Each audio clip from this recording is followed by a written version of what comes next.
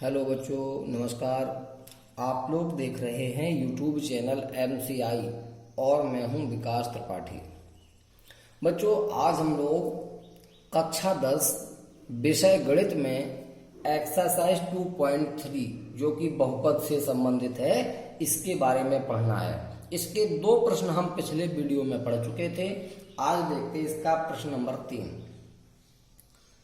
बहुपद है 3x की power 4 plus 6x cube minus 2x square minus 10x minus 5 के अन्य सभी शून्यक ज्ञात करो यदि इसके दो शून्यक √5/3 कॉमा माइनस √5/3 हैं। यानी हमें एक बहुपद दिया है जो कि 4 घात का बहुपद है। हमें इसके अन्य सभी शून्यक ज्ञात करने हैं जबकि 2 शून्यक दिए गए हैं।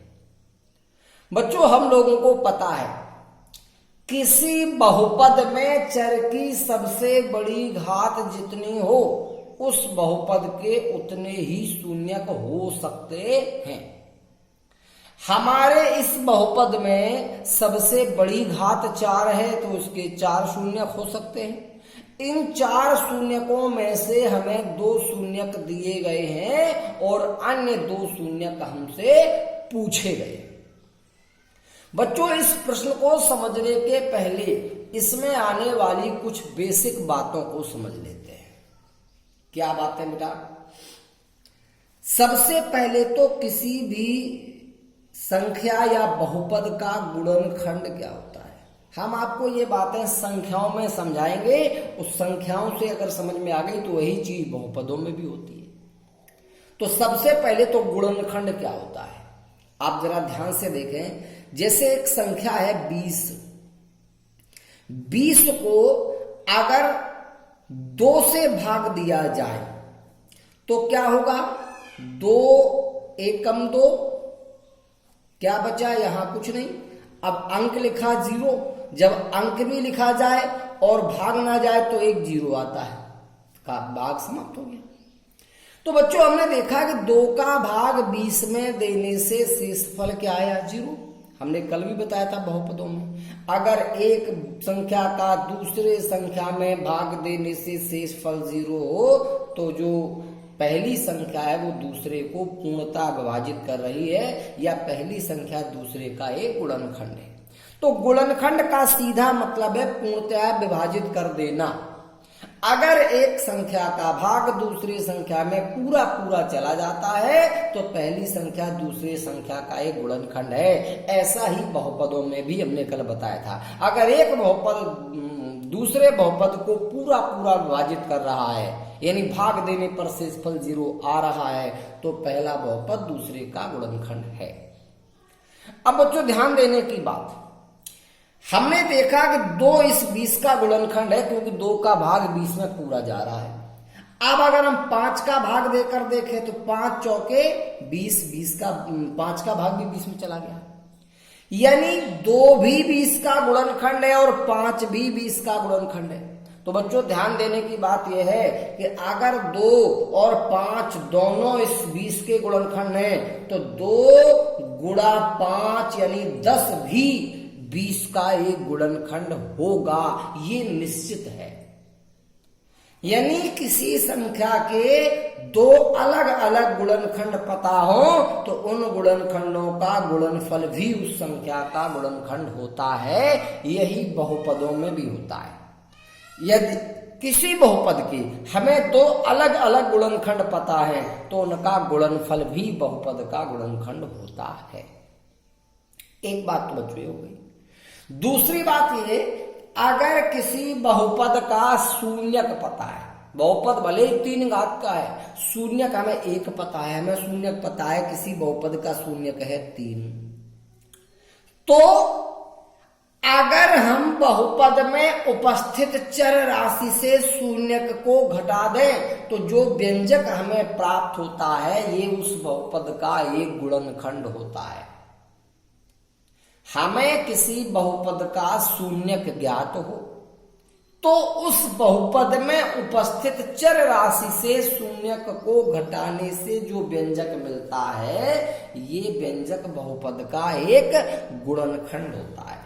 जैसे किसी बहुपद का शून्यक 7 है तो हम कह सकते हैं कि x - 7 बहुपद का एक गुणनखंड होगा। वो कब? जब बहुपद में चर राशि x होगी। अगर बहुपद चर y में है तो y - 7 बहुपद का गुणनखंड होगा। बच्चों, ये बातें हमें बहुत ध्यान देनी पड़ेंगी।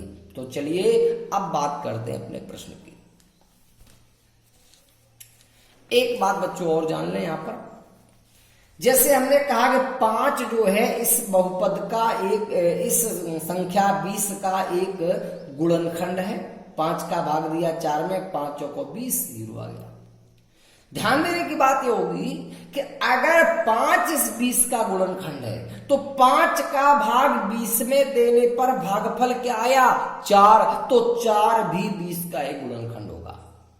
भाग दिया गया है और पूरा चला गया तो वो संख्या तो गुणनखंड है ही, जो भागफल है वो भी इस संख्या का गुणनखंड होता है। ऐसा बहुपदों में भी होता है।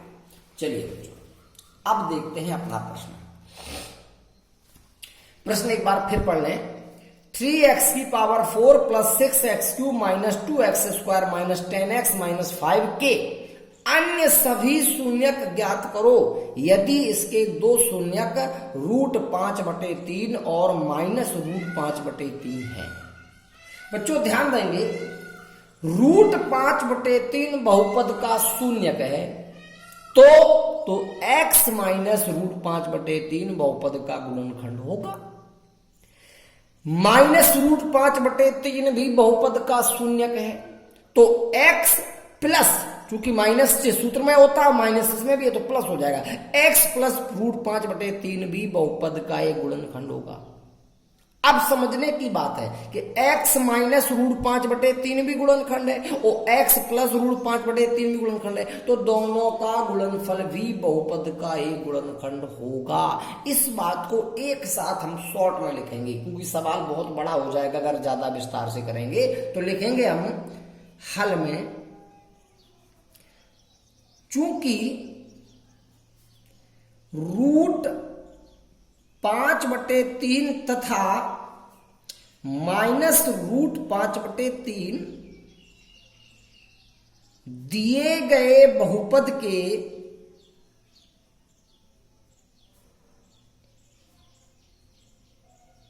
शून्यक है, ये भी शून्यक है और ये भी शून्यक है, तो इसलिए x माइनस, हमने कहा था चर राशि में से शून्य घटा दो, तो पहला शून्यक है 5/3, ये बहुपद का गुणनखंड होगा। ये तो पहला हो जाएगा। अब क्योंकि ये भी बहुपद का शून्यक है तो x माइनस, अब इसमें माइनस पहले से भी सूत्र में भी, तो ये गुणा करने से प्लस हो जाएगा, √5/3। ये शून्यक था तो ये वाला बहुपद का गुणनखंड हुआ, ये शून्यक था तो ये बहुपद का गुणनखंड हुआ। अब अगर जे अलग बहुपद का गुणनखंड है, जे अलग बहुपद का गुणनखंड है, तो इनका गुणनफल भी बहुपद का गुणनखंड होगा। तो इनका गुणनफल कर लीजिए, गुणनफल आएगा, वर्गांतर का सूत्र बन रहा है, यहाँ x - √5/3 है, यहाँ x + √5/3 है, वर्गांतर से x का स्क्वायर माइनस इसका वर्ग करोगे 5/3, दिए गए बहुपद का, ये जो बहुपद था इस बहुपद का एक गुणनखंड है, एक गुणनखंड है। बच्चों, जो बहुपद हमें दिया है इसका एक गुणनखंड x² - 5/3 है। कैसे पता चला? ये विस्तार पूर्वक अभी हमने आपको बताया। चूंकि √5/3 बहुपद का शून्यक है तो x - √5/3 बहुपद का गुणनखंड होगा। चूंकि -√5/3 भी बहुपद का शून्यक है तो x माइनस होता है और माइनस इसमें भी, सो प्लस हो गया, √5/3 यह भी बहुपद का गुणनखंड है। अब ये अलग बहुपद का गुणनखंड है, ये अलग बहुपद का गुणनखंड है, तो इनका गुणनफल भी बहुपद का गुणनखंड होगा। इनका गुणनफल आया x² - 5/3, यह बहुपद का गुणनखंड है। बच्चों बहुपद का एक गुणनखंड मिल गया। अभी हमने कहा था जैसे 20 का एक गुणनखंड 5 है, तो 5 का भाग 20 में दे दो, भागफल जो आएगा वह भी बहुपद का गुणनखंड होगा, संख्या 20 का गुणनखंड होगा। तो इसी प्रकार अगर x² - 5/3 बहुपद का गुणनखंड है, तो इस गुणनखंड का बहुपद में भाग दे दो, भागफल भी बहुपद का गुणनखंड होगा। तो फिर x² - 5/3 का भाग 3x⁴ + 6x³ - 2x² माइनस का 10x - 5 इसमें दे दीजिए। चलिए बच्चों भाग की प्रक्रिया करते हैं। भाग की प्रक्रिया कल हमने समझाई थी। हमने कहा था भाग देते समय मुख्य 3 स्टेप होते हैं जिनको हमें बार बार फॉलो करना होता है, लेकिन उनके प्रयोग से पहले हमें ये जांच लेना चाहिए कि क्या दोनों बहुपद जिसका भाग दिया जा रहा है या जिसमें भाग दिया जा रहा है, क्या दोनों घात के घटते क्रम में हैं? अगर है तो भाग होगा, नहीं तो पहले उन्हें घात के घटते क्रम में लिखना पड़ेगा। तो ये भी घटते क्रम में है और ये भी घटते क्रम में है। तो चलिए भाग की क्रिया शुरू करते हैं। पहला स्टेप, पहले पद का भाग पहले पद में। x² का भाग जब इसमें करेंगे तो 4 घात से 2 घात घट जाएगी, यहां 2 घात बचेगी, तो बचेगा 3x²। दूसरा स्टेप, इसका भागफल का इस पूरे बहुपद में गुणा करके नीचे लिख देना। तो जब पहले पद में गुणा करेंगे तो हमने कहा था कोई परिवर्तन नहीं आता, पहला पद बिल्कुल सेम टू सेम आता है। अब आइए दूसरे में गुणा करो, माइनस का गुणा यहां कोई नहीं है तो माइनस ही रहेगा। अब 5/3 का गुणा 3x² में, बच्चों यहां देख लें 5/3 का गुणा 3x² में, तो 3 से 3 कट गए, 5x² बचा, तो ये आ जाएगा 5x²। अब बच्चों तीसरे स्टेप में घटाने की प्रक्रिया होती है, ऊपर वाले बहुपद से नीचे वाला घटा दो। तो इसमें अभी कोई चिन्ह नहीं तो प्लस माना जाएगा, इसे बदलोगे माइनस हो जाएगा, ये माइनस बदलोगे ये प्लस हो जाएगा। पहले पद हमेशा कट जाते हैं, दूसरे से ध्यान दें। इसमें x² और इसमें x³, तो इसका तो कोई मेल है नहीं। x² वाला पद x² वाले पद से हल होगा, तो पहले आएगा प्लस का 6x³ बड़े घात का पद पहले। अब माइनस का 2x² प्लस का 5x² हल करने से बचेगा प्लस का 3x² और माइनस का 10x और माइनस का 5, ये बचा। अब बच्चों फिर से वही 3 स्टेप, पहले पद का भाग पहले पद में, x² का भाग x³ में करेंगे तो 3 से 2 घात घट गई, 1 घात बची, तो प्लस बचा 6 बचा, 1 घात x में बचा, प्लस का 6x। दूसरा स्टेप, इस भागफल का इसमें गुणा करके लिखना।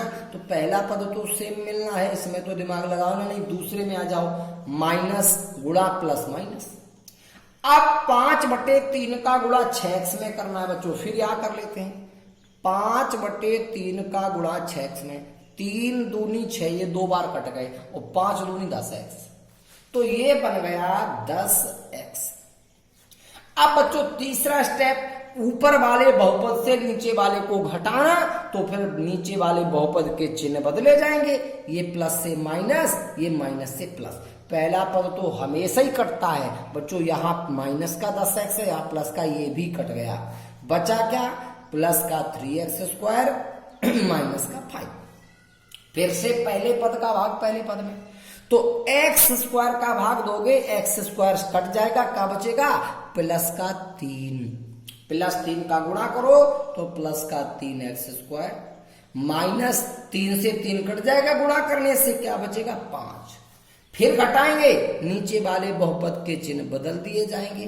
पहला पद तो हमेशा ही कटता है, ये -5, ये +5, ये भी कट गया, शेष फल में आ गया 0। यानी बच्चों जब हमने इस पहले गुणनखंड का बहुपद में भाग दिया तो दूसरा गुणनखंड आ गया 3x² प्लस 6x प्लस 3। तो लिख देंगे दिए गए बहुपद का दूसरा गुणनखंड वो आ गया 3x² प्लस 6x और प्लस का 3। अब बच्चों सोचना यह है कि जब हमें किसी बहुपद के शून्यक ज्ञात करना हो तो हमने बताया था पिछली एक्सरसाइज में सबसे पहले बहुपद को 0 के बराबर रखते हैं, बताया था। अब यहां पर हमें बहुपद के गुणनखंड अलग अलग पता है। एक गुणनखंड x² माइनस 5/3 था। अगर हम इसको 0 के बराबर रखेंगे तो हमें वही दो शून्यक प्राप्त होंगे जो सवाल में दिए थे। और अगर हमें अन्य शून्यक ज्ञात करने हैं तो अन्य जो गुणनखंड आया है इसे अगर हम 0 के बराबर रख के हल कर दें तो हमारे उस बहुपद के अन्य दो गुणनखंड आ जाएंगे। तो लिखेंगे हम बहुपद के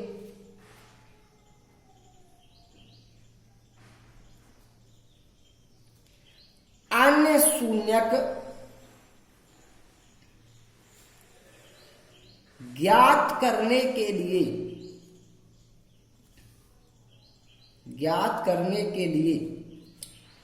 गुणनखंड 3x² प्लस 6x प्लस 3 को बराबर 0 रखने पर, यानी इस गुणनखंड को 0 के बराबर रखना है। रख लीजिए 3x² प्लस 6x प्लस 3 बराबर 0। 3x² plus 6x plus 3 equal 0। अब बच्चों इसे हल करना है तो देखो प्रत्येक पद में 3 का भाग जा सकता है। 3 का भाग दे दो, x², इसमें 3 का भाग दो 2x, इसमें 3 का भाग दो 1 बराबर 0। 1 के गुणनखंड करो, जोड़ने से 2 आ जाए, 1 प्लस 1। ये हमने कक्षा 9 में बहुत अच्छे से गुणनखंड पढ़े हैं। x² प्लस 1 प्लस 1 x और प्लस का 1 बराबर 0। अंदर गुणा कर दो, x² प्लस ये 1 का x में x हो गया, फिर 1 का x में x हो गया और प्लस 1 इक्वल 0। यहां पर दोनों से x कॉमन है, x प्लस 1 बचेगा। यहां प्लस का 1 कॉमन कुछ नहीं है तो x प्लस 1 बचेगा। दोनों से x प्लस 1 कॉमन आ जाएगा, फिर बचेगा x प्लस 1 बराबर 0। बच्चों एक बार इस x प्लस 1 को 0 के बराबर रखेंगे तो यहां से एक शून्यक मिलेगा। एक बार इस x प्लस 1 को 0 के बराबर रखेंगे, यहां से x बराबर क्या आया -1, यहां से भी x बराबर क्या आया -1। अक्षांतरण कर दिया। तो जो अन्य शून्यक पूछे थे वो अन्य शून्यक -1 और -1। अतः दिए गए बहुपद के अन्य शून्यक -1, -1 हैं। यही शून्यक बच्चों हमसे पूछे गए थे। अगर हमने कक्षा 9 में गुणनखंडों को अच्छी तरह पढ़ा होगा तो हम यहां पर एक सूत्र भी प्रयोग कर सकते हैं, a प्लस बी का होल स्क्वायर। ध्यान से देखें तो यहां पर x प्लस 1 का होल स्क्वायर भी बन रहा है, तो हम डायरेक्ट कर सकते हैं इसको सीधा x प्लस 1 का होल स्क्वायर बराबर 0। तो इसको 2 बार लिख लो, x plus 1 into x plus 1 equal 0। ये पद डायरेक्ट आ गया, x plus 1 into x plus 1। और अगर ये बात समझ में नहीं आती तो ये प्रक्रिया तो हमने आपको करके दिखाई दी है। तो ये प्रक्रिया थोड़ी अलग थी, ये अलग है। चलिए बच्चों, ये प्रश्न हमें लगता है सभी बच्चों को समझ में आ गया है। अब बच्चों देखते हैं अगला प्रश्न। देखते बच्चों अगला प्रश्न, प्रश्न नंबर 4। यदि x³ minus 3x² plus x plus 2 को बहुपद gx से भाग देने पर भागफल और शेषफल क्रमशः x - 2 तथा -2x प्लस 4 हैं तो gx ज्ञात करो। बच्चों हम लोगों ने पहले चैप्टर में वास्तविक संख्याएं जो चैप्टर है उसमें एक सूत्र पढ़ा है, यूक्लिड विभाजन प्रमेय का a बराबर BQ प्लस R, जिसको हम भाषा रूप में बोले तो भाज्य बराबर भाजक गुणा भागफल प्लस शेषफल। अब बच्चों बात ध्यान देने की यह है कि जब ये सूत्र होता है भाज्य बराबर भाजक गुणा भागफल प्लस शेषफल, तो इसमें भाज्य क्या होता है, भाजक क्या होता है, भागफल क्या होता है और शेषफल क्या होता है। तो भागफल और शेषफल तो सभी जानते हैं, भाज्य और भाजक क्या है। तो ध्यान दें, भाज्य माने वो संख्या जिसमें भाग दिया जा रहा है और भाजक जिसका भाग दिया जा रहा है। यहां बच्चों देखने की जरूरत है, इतने को बहुपद GX से भाग दे रहे हैं, इतने में भाग जा रहा है, तो ये है भाज्य और जो GX है ये भाजक। तो लिखेंगे भाज्य माने जिसमें भाग दिया जा रहा है वो है x³ माइनस का 3x² और प्लस x प्लस 2, ये भाज्य है। और भाजक कौन है, किसका भाग हो रहा, भाग किया जा रहा है, भाग किया जा रहा है GX से, तो GX हो गया भाजक। भागफल और शेषफल सवाल में दिए गए स्पष्ट, भागफल दिया है x माइनस 2 और शेषफल है minus 2x plus 4, minus 2x plus 4। अब बच्चों हम उसी प्रमेय का प्रयोग करके हल कर दें, तो लिखना पड़ेगा हमें, ये सूत्र है, ये प्रमेय का है, भाज्य बराबर भाजक गुणा भागफल और प्लस शेषफल। भाज्य है आपका यहां पे x³ minus 3x² plus x plus 2, ये भाज्य था।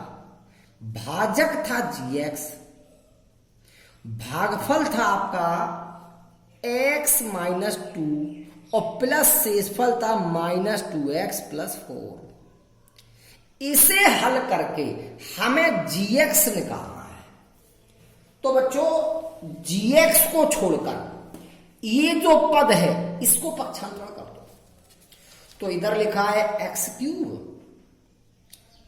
Minus 3x² plus x plus 2 है ही, ये जब इधर आएंगे तो 2x माइनस का है, इधर प्लस का 2x हो जाएगा, 4 प्लस का है, इधर आएगा माइनस का हो जाएगा, उधर GX और गुणा में x माइनस 2।